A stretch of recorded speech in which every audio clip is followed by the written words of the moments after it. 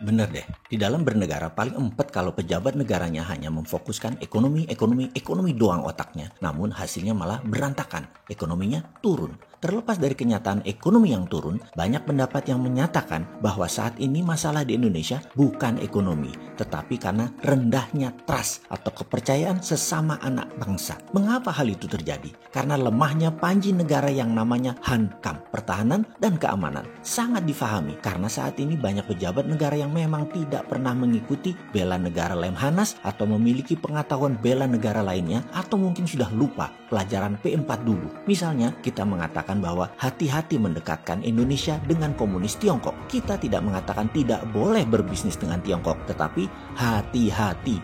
Hati-hati karena kita tahu bahwa Tiongkok menjalankan strategi ofensif, yaitu kolonialisasi 5.0. Dengan mengingatkan hal seperti ini, lalu kita dibilang anti pemerintah. Kok gitu ya melihatnya? Kalau anti pemerintah, kategorinya cuma bisa nyinyir dan tidak memberi solusi. Sementara kita lengkap alasannya mengatakan hati-hati itu kenapa? Dengan Tiongkok itu harus hati-hati kenapa? Dan membuktikan bahwa Tiongkok menjalankan kolonialisasi 5.0. Mau bukti? Berapa kali kita mengatakan bahwa nation interest sebuah negara bisa menjadi nation threat negara lainnya. Kalau yang kelola negara paham apa itu strategi geopolitik negara lainnya. Misalnya Tiongkok yang punya nation interest untuk menghidupi 1,5 miliar penduduknya. Telur ayam satu hari mereka butuh berapa ton?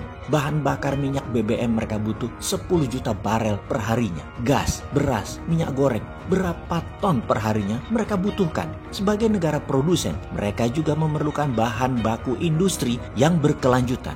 Dan strategi bernegaranya disusun rapi sejak 40 tahun yang lalu. Inilah nation interest Tiongkok yang bisa menjadi ancaman nasional negara lain termasuk Indonesia kalau sadar bernegara. Kita review mundur sebentar pelajaran bernegaranya. Dulu Indonesia punya Repelita, rencana pembangunan 5 tahun. Mulai dari ketahanan pangan hingga membangun industri dalam 6 Repelita. Repelita adalah pengejauhan tahan dari GBHN, garis besar haluan negara. Ketika demokrasi ala Amerika masuk dengan berubah undang-undang 2002, bubrah itu GBHN. GBHN sekarang nggak ada lagi. Sehingga sudah tahun ke-18 saat ini Indonesia bernegara hanya menghabiskan APBN. Berpolitik hanya rebutan APBN. Pejabat hanya membuang APBN bukan untuk hal yang produktif, bukan hal yang menghasilkan nilai tambah. Kebijakan bernegara jadi mengikuti GBHN negara lain, seperti mengikuti strategi Tiongkok misalnya yang menjalankan protokol kolonialisasi 5.0.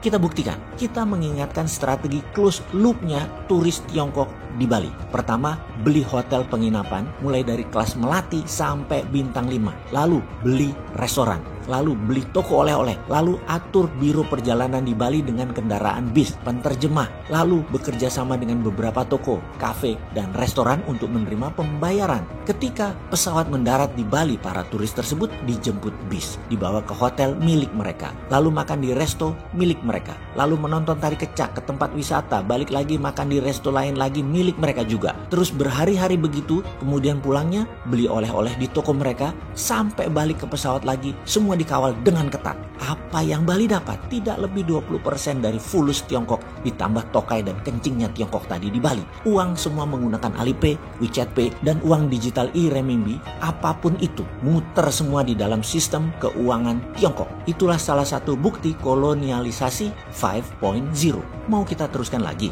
Kemudian di Sulawesi ada kolonialisasi 5.0 lagi, di mana kali ini hubungannya dengan dunia tambang. Nikel yang kalau dari bumi mentah, ornya, bijinya, kandungannya tidak lebih sekitar 1,9%-an. Lalu dilakukan proses smelteran biar kelihatan canggih, padahal hanya membuang impurities atau bahan pengotor yang nggak diperlukan, hingga kadarnya naik dari 1,9 menjadi 25%. Wis, langsung diekspor. Yang jadi pertanyaan, kenapa nggak 50% kadar nikelnya? Atau kenapa tidak sampai murni 99,9% kadar nikelnya? Oh jangan, nanti litiumnya kebuang, nanti feronya kebuang. Indonesia kan pinter pejabatnya dan rakyatnya. 20% percaya dan dikatakan, wih itu sudah canggih. Naik dari 1,9% ke 25%. Canggih, Pol, keren Indonesia. Gitu pokoknya di pikiran semua orang. Disinilah hal yang disebut kolonialisasi 5.0.